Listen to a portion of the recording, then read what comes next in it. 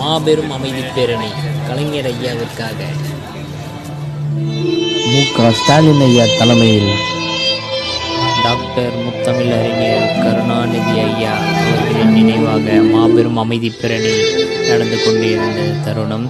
இதில் பல்வேறு இளைஞர் அணிகளும் பல்வேறு தொண்டர்களும் மற்றும் பலதரப்பட்ட மக்களும் கலந்து கொண்ட மாபெரும் அமைதி பேரணி சிறப்பாக நடந்து முடிந்தது.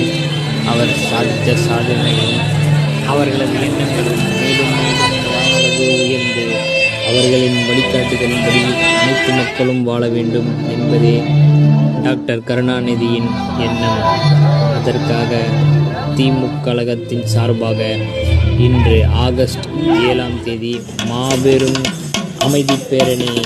இதில் கலந்து கொண்ட கழகத்தின் மூத்த முன்னோடிகள் மற்றும் கழகத்தோடு